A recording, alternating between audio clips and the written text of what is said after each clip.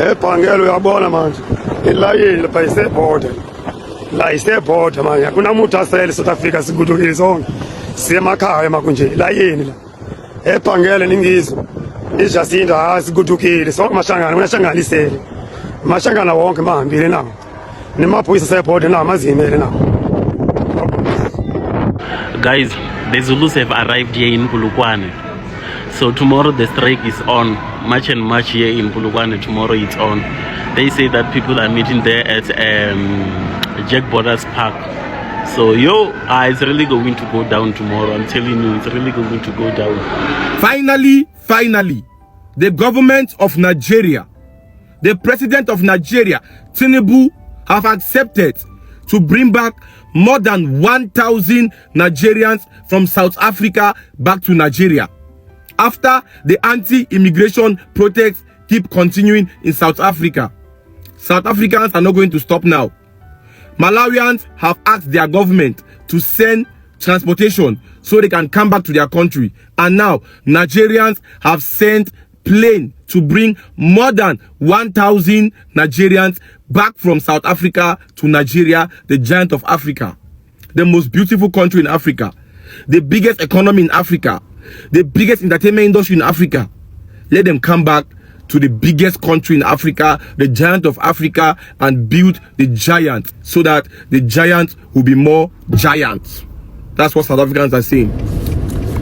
Yeah, the hypocrisy of Africa, the hypocrisy that is going on in Africa. Very, very, very, very amazing how Africans are so hypocritical.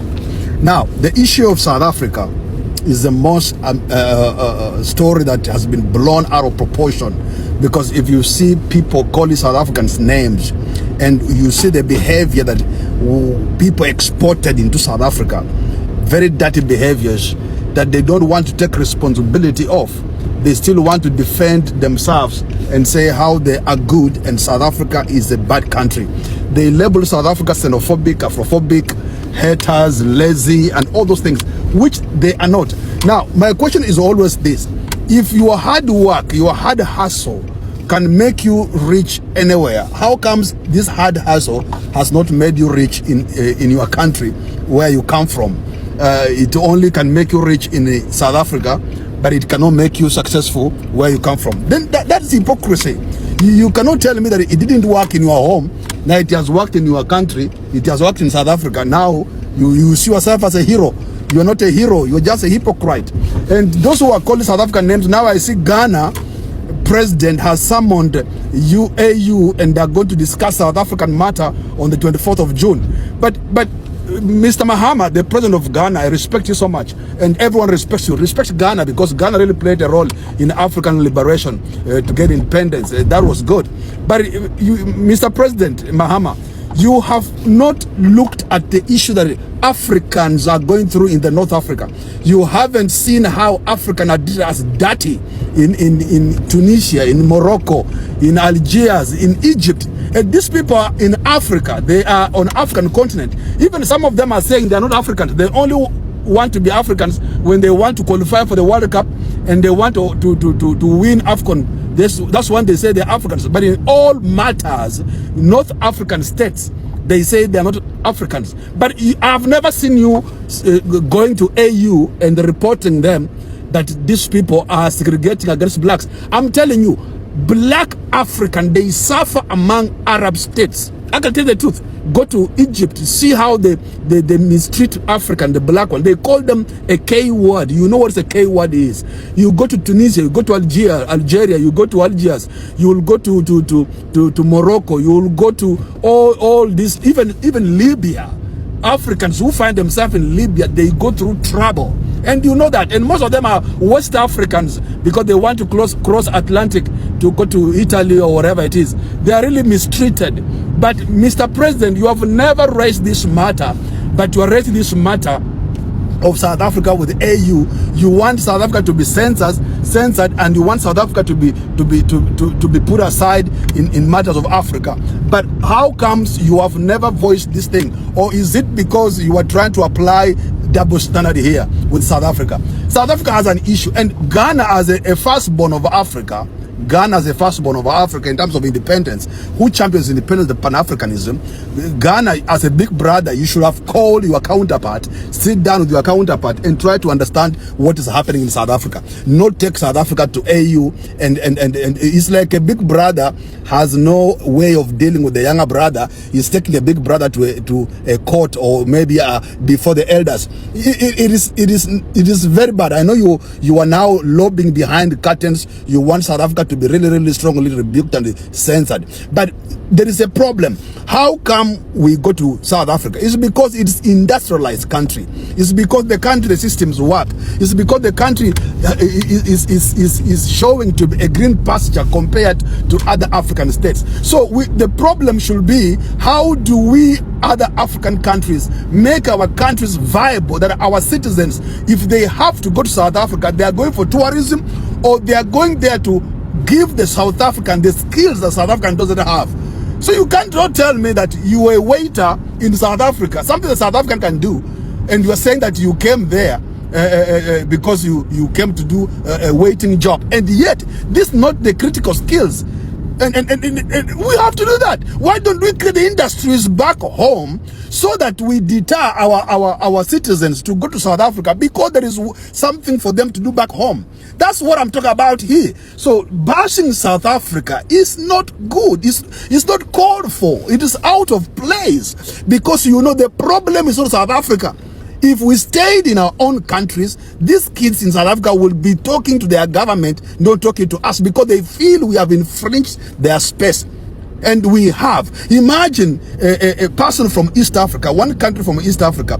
The citizens are the ones selling powder and illegal substances in Nelspruit on Anderson Street. You come to another Western African country, they are doing the same thing there. They are doing sex exploitation. They are doing child trafficking. They are doing marriage fraud and home affairs. And they are doing crazy things. They are destroying a lot of things. Imagine if you are doing that, you are destroying the future of the country. What will be South Africa without the children of South Africa today?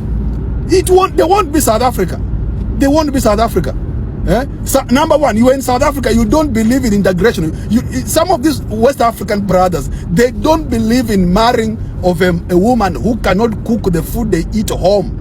But they come here and lie that they want to marry South African, not because of love. That's because they want an ID and a passport. And once some of them get passports, they disappear on their wives, and they disappear on their women. It doesn't matter if they have kids or not. And this is the truth.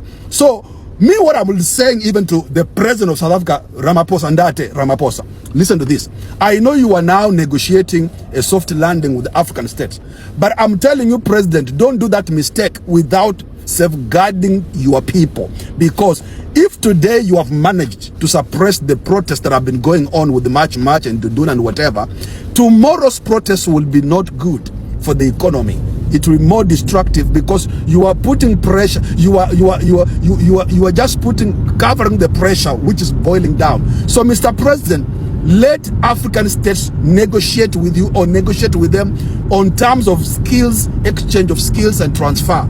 Don't negotiate because you want a political survival for South Africa or for you.